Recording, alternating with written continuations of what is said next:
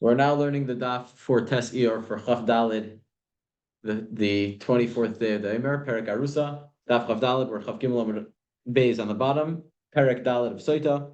Arusa v'shemeres yava. Okay, now the Mishnah is going to go through a bunch of cases. It's a very long Mishnah of women that don't drink the Sotah water. Arusa, a woman who's an Arusa. According to the halacha, there's two stages of a Jewish marriage. There's first the stage of erisin, also known as kiddushin, which is the betrothal, which is when the man gives the wife a ring or a shtar, or they have biel l'shem kiddushin, which is usher these days. Point is, nowadays it happens when the man gives the wife the ring and he says, "Hariat mekudash esli, you are betrothed to me," and he becomes the wife. She becomes the wife for certain things. So they don't live together yet, and there are certain halachas that don't apply. There are certain halachas that do apply. For example, if he's a kohen, she won't be eating truma yet. He's not chayiv in a lot of the things that it says in the ksuba yet. Ksuba really takes effect from nisuin. We'll see maybe in Tosfos who talks about it. So she's just an arusa. So someone who's an arusa. So the husband, if she does cheat on her husband, though, she is chayiv misa. And if she cheats on her husband, she's going to be usher to her husband. And in order to get divorced from her husband, she needs to get. So in arusa, a husband, if he suspects her of cheating on him, is able to warn her. And if she secludes herself in front of the Edim after the warning, they are not allowed to be together. However, we're going to learn that he can't make her drink the Sotah waters. And we're going to see why. Vishemeres Yavam, the next case is a woman that's waiting to do Yibum, which means that if you have one guy that dies without any children and he's married, so the mitzvah is that his brother should marry the wife, the deceased wife, and the pasuk, the parsha in Kiseitze talks about the pasuk in Parsha Kiseitze talks about this mitzvah, and it's called Yibum. And the time in between the husband dying and the brother marrying her, she's called a shemeres yavam, and she has kind of the halachas of an engaged woman in the fact that she's not allowed to marry anyone else. She can't have a relation with anyone else. It's not a chiyuv misa if she does, but there is a iser lav, and so she's also this in between stage. So she's not really his wife, but she is connected to him. So Loisha says those two women, they don't drink the Sotah waters, but at the same time, usually the way it works is that a wife either drinks the Sotah waters and is innocent or guilty, don't talk. And if she doesn't want to drink the Sotah waters, they divorce and she doesn't get her ksuba money. However, these women, they're not able to drink the Sotah waters. Never, like it says in the pasuk, "Ashartiste isha tachas isha." The Torah says that it's when a woman strays from under her husband, under the jurisdiction of her husband. So prat la'arusa, that excludes an arusa v'shemeres yavam, and a woman who's awaiting yibum, because they're not under the jurisdiction of their husband. They don't even live in the same house. And however, if they do seclude themselves, they lose the ksuba and they have to get divorced. The reason why they lose the ksuba, again, we spoke about this a few times, is because since the whole reason why the Chachamim made up the concept of ksuba is in order that it shouldn't be easy for people to divorce their wives, that they shouldn't divorce their wives quickly, that they should think twice before. In a case where the Torah wants you to divorce your wife, and if it's the wife's fault, so she's going to lose her ksuba, because now there's no point in having the ksuba. The whole point was that the husband should think twice before he divorces his wife. So in these cases where she became a Sotah, the Torah says that you have to divorce her, and she can't drink, she's going to lose the ksuba.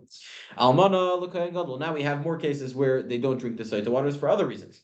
You have an almana, a widow who marries a kohen gadol. A kohen gadol is not allowed to marry a widow. That's this week's parsha. A divorced woman or a chalutza, a woman that did chalitza once, is also not allowed to marry a kohen hadiyot. The chalutza is midrabanan and grusha is midaraisa. A mamzeres unisina Yisrael. If a mamzeres is a woman that was born from a illicit marriage from one of the aroyas in the Torah. If two people have a relation that within it there's an iser kares that carries the penalty of kares as described in Parshas Achremos, besides for the iser of nida, but any other iser aroyas, brother, father, married woman already, Eshes, all these things, any child that is born from that relation is called a mamzer. And a mamzer, the Torah says in Parshas Kiseitze, is not allowed to marry into a regular Jewish, is not able to marry into the Jewish community. You can't marry a regular Jew. So if you have a mamzeres, this woman who's a mamzeres, turning to Chavdal and Maralf, Unesina or Nesina. Nesina is a woman from the nation of the Givonim. They were a nation that tricked Yeshua and Yeshua Perektes, how they said that we're going to serve you, and they said we're from a faraway country, and the Yeshua was commanded to kill everyone who was in Eretz Yisrael, all the nations over there. And they tricked him, and therefore. And Yeshua made a whole deal with them Kitzer, they weren't keeping the Torah, and the Chachamim basically decided that we're going to treat them as goyim. So in Asina, Midrabanan is not allowed to marry a Jew, and Yisrael if they married a Jewish man, which is an usher marriage. All those bunch of cases with the kohen and with a regular Jew, or Ubas Yisrael mamzer lenasin, or if a regular Jewish girl marries a mamzer, a boy born from this illicit marriage, or a nasin. Also, they do not drink the Sotah waters, and they do not get their ksuba either. They don't drink the Sotah waters because the Torah says that it has to be tachas isha, that it has to be that she strayed from under her husband's jurisdiction. It has to be a husband that the Torah allows, a marriage that the Torah allows. If the Torah doesn't allow the marriage, there's no Sotah waters. However, she also loses the ksuba because, once again, he's divorcing her and it's the wife's fault. Next, if a woman, now those cases are just for specific women. Now the Mishnah is talking about women that don't drink the Sotah waters, but this could apply to any woman that drinks the Sotah waters. If a woman says that I defiled, that I cheated on you, she admits it. Or if a witness comes and says that he saw the act of cohabitation, and then we know for sure that she is defiled. Or if a woman says I'm innocent but I don't want to drink, or so there also, all those cases, they don't drink the waters and they don't get the ksuba. They have to get divorced. Now, what happens if Amar Baila any mashka, if the husband decides, I don't want to give my wife to drink the Sotah waters? He makes her into a Sotah, he warns her, she secludes herself, he brings her to the Beit HaMikdash, and then he decides, you know what, I don't want to give her to drink. Or if the husband had a relation with her on the way, and we said this already earlier in Daf Chav Gimel, that if a man has a relation with his wife on the way, with the Sotah on the way, they're not allowed to be together once she becomes a Sotah. If they are together, that's an Aveira, and the Sotah waters only work if the man is absolved from sin. V'niko ishmei avin, the Torah says, and if the man has also sinned, so the Sotah waters won't even work. So if it's the husband's fault that he had a relation with her, then noikles ksuba, they can't drink the Sotah waters, but they do get their ksuba because it's not their fault that the marriage is falling apart, it's the husband's fault. You made me into a Sotah. I want to drink the waters as far as I'm concerned. So let me drink the waters. You don't want me to drink the waters. That's your issue, and you need to give me my ksuba. Okay. So now what happens? Now we have machlekes. And if she became a Sotah and then her husband died, actually shasu, before she was able to drink the waters, so the husband warned her, she secluded herself, and they're on their way to the Beit HaMikdash, the husband dies. So what do? So Beis Shammai say, noitles ksuba, he gets the ksuba money, v'lei shoyses. It's the husband's fault technically that she's not drinking the Sotah waters. As far as she's concerned, I'll drink the Sotah waters. I'll prove that I'm innocent, and that's it. Now, the fact that the husband died, that's not my fault. So if the husband died, Beis Shammai says you'll still get the ksuba and you don't have to drink the waters. Beis Hillel say no. Either she drinks the waters, or they don't get their ksuba. And the difference is that Beis Hillel is going to hold that even after the husband's dead, she's still able to drink the Sotah waters. Beis Shammai say it's not possible because the husband has to be the one that gives her the Sotah waters. Okay, now says the Mishnah like this: So the Chachamim made a decree that if a woman is married and she has a baby, or she's pregnant, and then she gets divorced or her husband died, so the Chachamim decreed that she shouldn't marry anyone until the baby is at least 24 months old. So that's 2 years old. And the reason is because since the woman's still nursing the baby until he's 24 months old, if she's going to become pregnant with another baby, it's gonna be bad for her breast milk, and then the baby's not gonna have any food to eat, and it's dangerous for the baby. So the Chachamim said for 2 years she can't get married to anyone, and especially in the olden days where they didn't have baby formulas to feed them, all they had was breast milk. So it's dangerous for the baby, and the Chachamim said they shouldn't get married. So if let's say a guy married this girl within 24 months of her having a baby or when she's pregnant. So Meir says it's usher marriage, and Torah doesn't allow it. So just like all the other ones that were in usher marriage, she loses the ksuba money and she can't drink. You're not allowed to according to Allah. The Chachamim say yachalu la'afrisha. No, you don't. But you know that it talks about using contraception. It talks about using contraceptives for a woman who's pregnant or for a woman who has a baby on Yavamis Daf Tes Amud Aleph. You could look it up. It's towards the top of the Amud. Okay. Now, not a condom, but other means. The Chachamim say that no, she is able to drink the Sotah waters. Why? Because these two people, the woman who just had a baby and this guy that she married, are not actually usher to each other. The etzem, they could marry each other. Just the fact that she has a baby now. So it's just the timing is not right. So the Chachamim say no. if she becomes a Sotah, she becomes a Sotah. He says not to seclude yourself. And even though maybe he can't give her to drink right now, he could separate himself from her for the next 24 months until the baby's 2 years old, and then he could get back with her. So they're not actually usher to be with each other, and therefore she is able to drink the Sotah waters from this husband. Now, continues the Mishnah, islandess. What happens if you have an islandess? An islandess means a female ram. Now, that doesn't make any sense. A ram is a male. So what's a female ram? It refers to a woman who didn't develop female characteristics. For example, she has a deep voice like a man, or she has different physical things that women have. What? Okay, thank you very much. So an islandess uzkena, so according to halacha, a man who didn't have any children is not allowed to marry an islandess because the mitzvah is you need to have children. An islandess can't have children. Uzkena, or if a woman is too old to have children and a guy married her, you're not allowed to marry a woman who's too old to have children if you didn't have children yet. There are a woman who is b'chlal not able to have children because she drank some sort of potion that a koshel ikrin that doesn't let you have children. So again, the Mishnah says they don't get their ksuba money, and they also don't drink the waters because this is an usher marriage. A man who didn't have any children yet is not allowed to marry a woman who can't have children. However, Rabbi Elazar says, not so fast. It's not an usher marriage. He is able to marry her as long as he marries another woman who is able to have children, and he has children from her. So, according to Rabbi Elazar, she could drink the Sotah waters because it's a totally kosher marriage. Now, all other women, a regular case of a Sotah, either they drink the waters, and if they don't want to drink the waters, they lose their ksuba. Either you drink the waters or you lose your ksuba. Your choice. Now, Eshes Kohen, says the Mishnah, the wife of a Kohen, Shoisa, she drinks the Sotah waters, and if she was innocent in Muteres L'Baila, she is able to be again with her husband. The question the Gemara is going to ask is, obviously, why does the Mishnah tell us that? Next, Eshes Saris, the wife of a Saris is a man who is not able to have children for different reasons. Either he's castrated or something happened to him that he's not able to have children later. So Shoisa, the wife of a Saris, is able to drink the Sotah waters. Also, the Gemara is going to ask why we have to say this. And then finishes the mission like this. The husband is able to warn his wife not to seclude herself with any of the arroyos, which means even if it's her father, her brother, if the husband's suspecting her of having an illegal relation with one of the women that she's related to, he's able to warn her. However, who can he not warn her not to be with? Chutz min hakatan. It doesn't work with a child. Or someone who's not a man, which we will explain what that is in the Gemara. And the reason is because the Torah says that it has to be v'shachav ish oisach, that she had a relation with another man. And if he's not a man, because he's a child, or because he's not a man, which the Gemara will explain, he's not able to warn her. Now, then says the mission of Elu shebezdin mekanan lohen. That was all women that had husbands. Now we have cases where the husband's out of the picture, and if the bezdin sees that the woman is acting inappropriately, the bezdin is able to warn the woman not to seclude herself with this guy. A woman whose husband became deaf, or he became crazy, or if he's in jail. So there, the bezdin warns her, and they see that she's acting inappropriate with someone. The bezdin warns her, "Don't seclude yourself with this man." So now it says the Mishnah, let's say she does seclude herself with that man.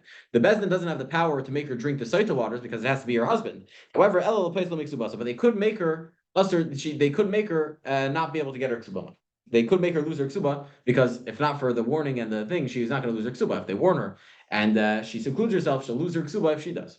Now, Rabbi Yossi says, "Aflash koisa." No, the bezdin even has the power to make her drink the waters, but not that the bezdin themselves bring it to her.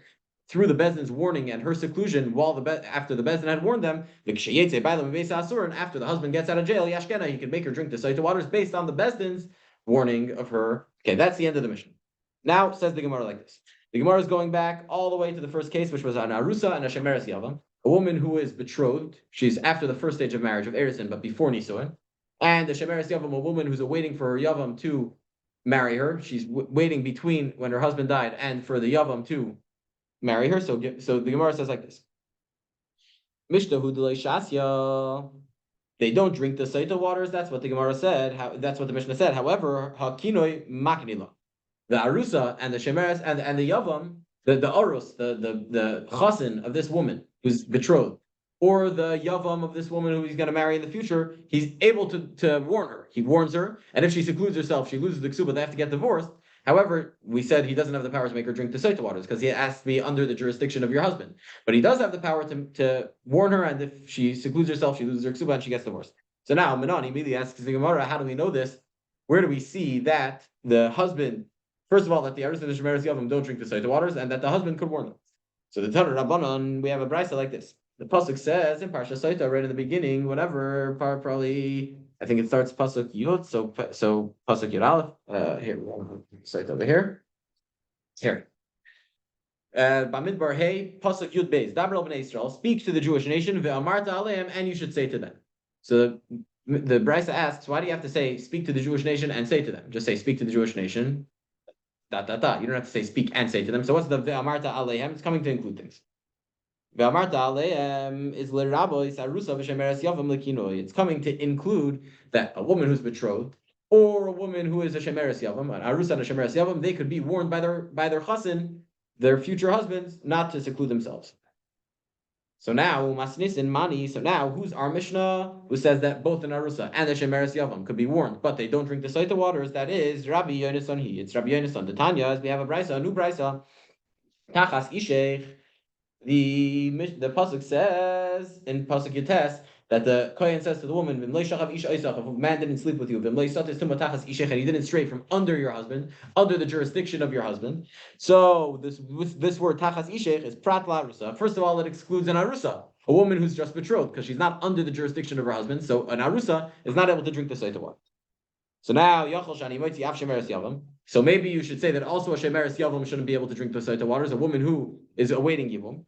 So Talmud Lemar ish ish. No, a shemeres yavam does drink the Sotah waters. And how do we know this? Because it says in the pasuk ish ish at the beginning, in the pasuk Yud Beis again, ish ish kisista ishtai, and ish ish it says ish, a man who suspects his wife 2 times. Because it's any man who suspects his wife, and it's coming to include even a man who's not married to his wife yet. In the case of Yibum, that he's a yavam, that he's going to marry this girl that after his brother died, that he's going to marry his sister-in-law. So by the ish teaches you that a shemeres yavam does drink the Sotah waters. That's not what our Mishnah said. Our Mishnah said that a shemeres yavam does not drink the Sotah waters, but says the brisa. This is Rabbi Yoshia's opinion. Rabbi Yoshia says that arusa does not drink the Sotah waters. A shemeres yavam does drink the Sotah waters.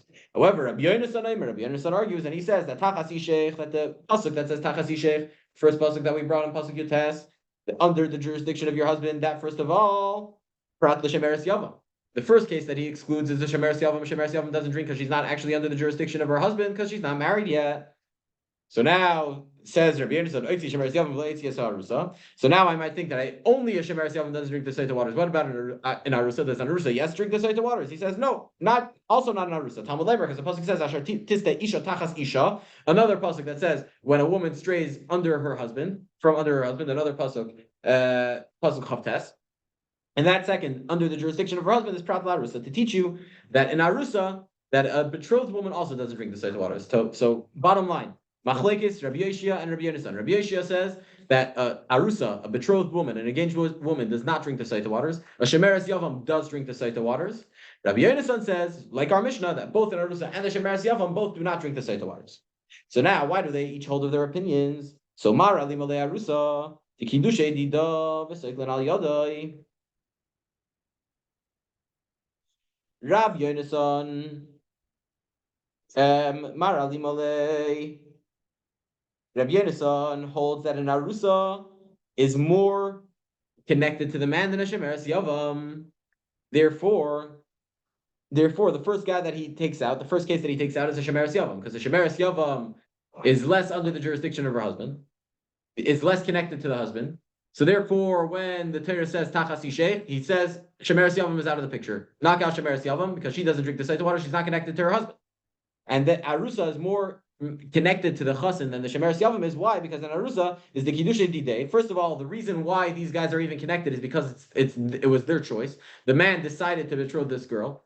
By shemeres yavam, it's not like that. By shemeres yavam, they're not connected by choice. They're connected because her husband died, and it happens to be his brother. But they didn't choose to be together with each other.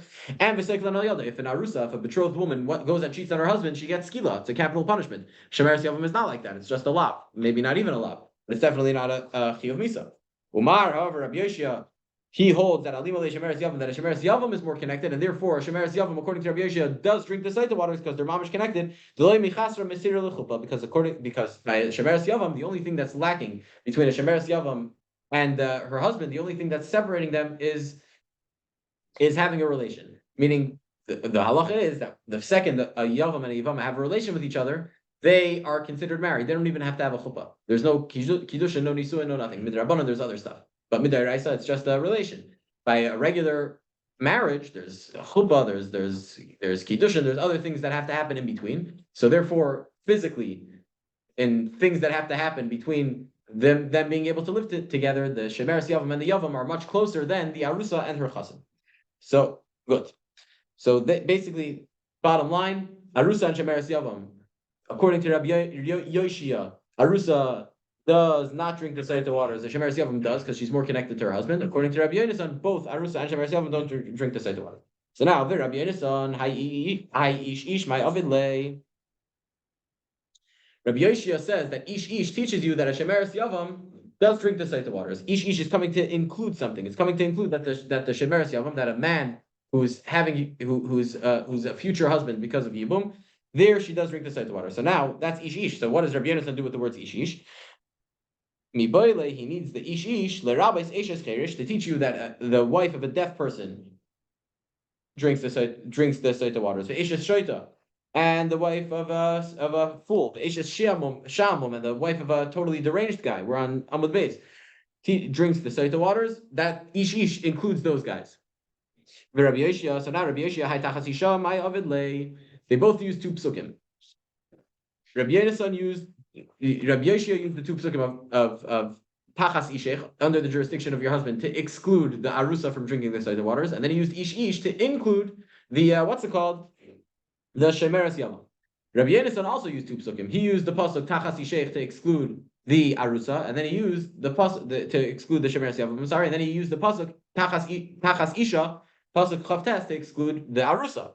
So now, we answered what, and they both use one pasuk which is the same, which is Tachas Ishech. So Rabbi Yoshia has an extra pasuk which is Ish. Rabbi Yonasan has an extra pasuk which is Tachas Isha.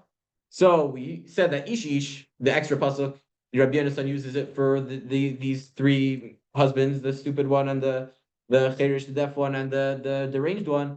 Rabbi Yoshia, hi Tachas Isha, my avidle. What does he do with Rabbi Yonasan's extra pasuk of Tachas Isha under the jurisdiction of your husband, which he used for an arusa?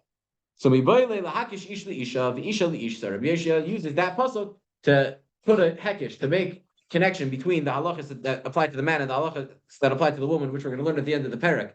Which, for example, one of the examples of one of the halachas we're going to learn is, let's say, the woman has to say amen amen in part of the Sotah process. If the woman's mute, you can't give her to drink the waters, right? Because you can't say amen amen. What if the woman is not mute but the husband's mute? So we have this hekish ish to isha to teach you that even if the husband's mute, he's not the one that has to say anything. But even if the husband's mute, you don't do the Sotah water doesn't apply. So that's what he uses the tachas isha for.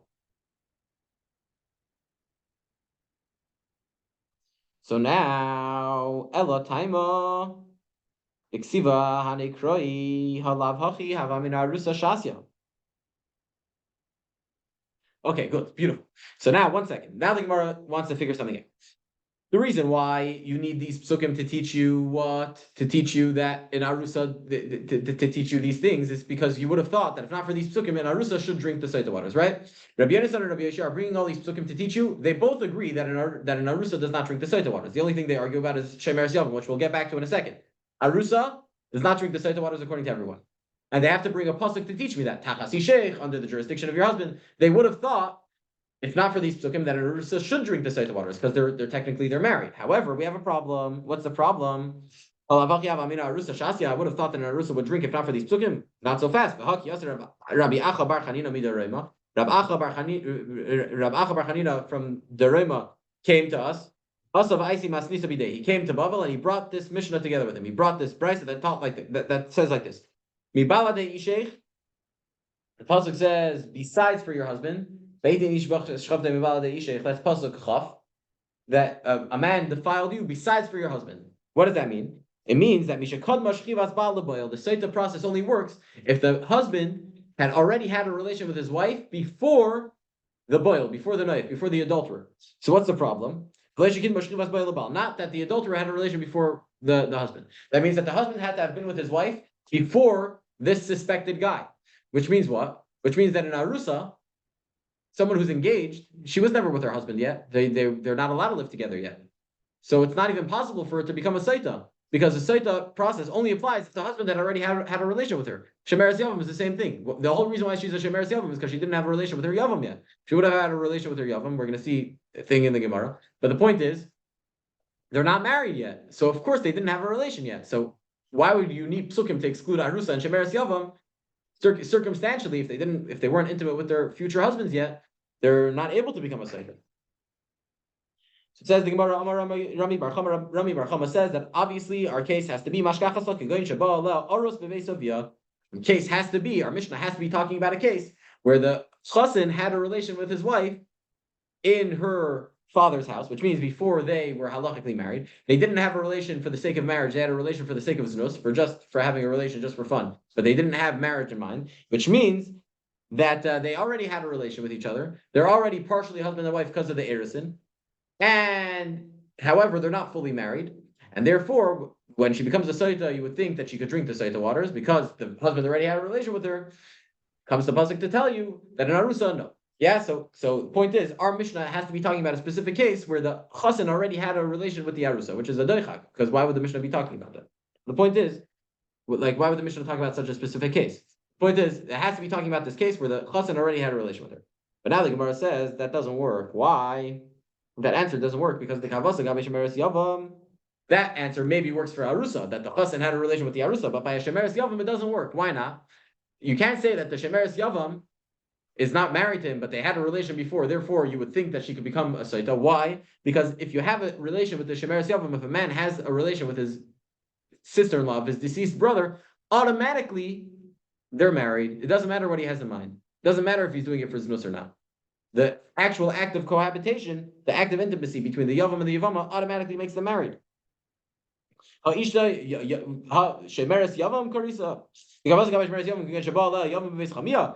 to tell me that if we're going to say that by Arusa, you have to say that by Shemeres Yavam also, which was in the Mishnah. So you're going to say that it means that the chassan already had a relation with the Shemeres Yavam in the father-in-law's house before they got married? That doesn't work. Why are you calling her Shemeres Yavam? It's really her. It's really it's his fully halachic wife because they had a relation already. So first of all, she shouldn't have to drink the Sotah waters because they're full-fledged wives. But why would the Mishnah say the word Shemeres Yavam? The whole fact that the Mishnah could say Shemeres Yavam doesn't drink the Sotah waters because of a certain pasuk doesn't make any sense, because we already know from a different halacha that if they didn't have a relation yet, they don't drink the Sotah waters, and a Shemeres Yavam by definition did not have a relation with her chassan yet.